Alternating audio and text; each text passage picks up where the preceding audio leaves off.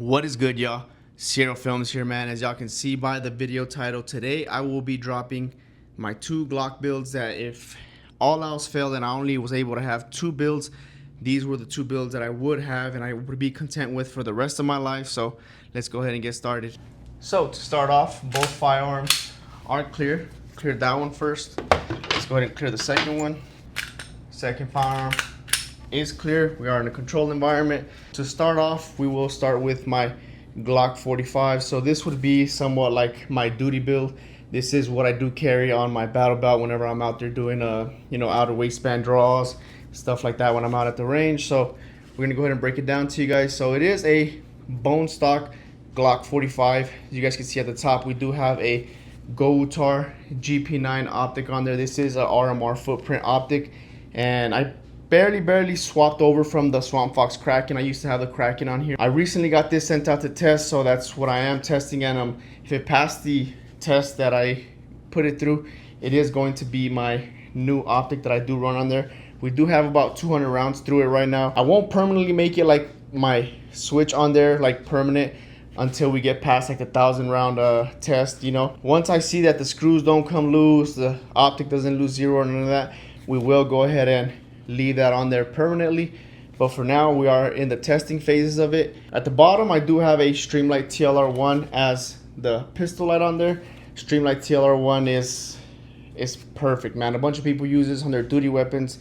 It is a highly reputable light to put on your build. So that is it for my duty build. No trigger changes or nothing. So as you guys can see, a close-up, man, it is just a simple Glock. No trigger modifications, nothing, man. This thing goes bang every time I need it to. So that is my duty build. On the grip, I do have some M tape on there from Mueller.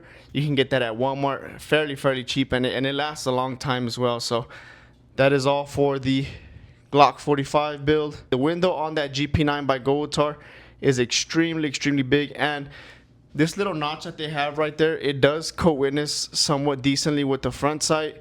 So yeah, man, that is my duty build for the Glock 45. Moving on to my next build. This is somewhat more like a comfortable EDC build. It does have a fairly amount of more parts than my Glock 45, but let's go ahead and break it down. So my Glock 43X, as you guys can see, this one is all decked out. It has a whole bunch of different parts on there. But it's functioned well for the past 2 years. I know a lot of people don't really like to put a bunch of parts on their EDC guns, but this has ran reliably for the past 2 years. So this is why I carry it for EDC, or why I would love to keep considering it for EDC. So to start off, we do have the Apollo Custom G43X.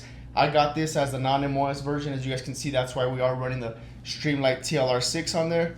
For the trigger, we do have Apex Tactical Type 3 trigger and connector, man. This setup for this trigger is beautiful. It runs roughly around 3.5 pounds. The trigger pull is usually around 3.5 pounds. For the slide release, we are running the Invoke slightly extended slide release, and that thing pokes out just enough to be able to hit that whenever you're doing fast reloads or anything like that. On the grip, we do have the Talon grips at the bottom, the rubber grips, and we did cut them out at the bottom a little bit just to be able to fit that Tyrant CNC magwell. I have to say, for these slimline Glocks, I feel like the magwell is absolutely necessary. It helps you grab the firearm during draws, helps you do reloads faster and all that. So next, we do have the Shield Arms metal mag catch, and I run that with Shield Arms 15 round mags.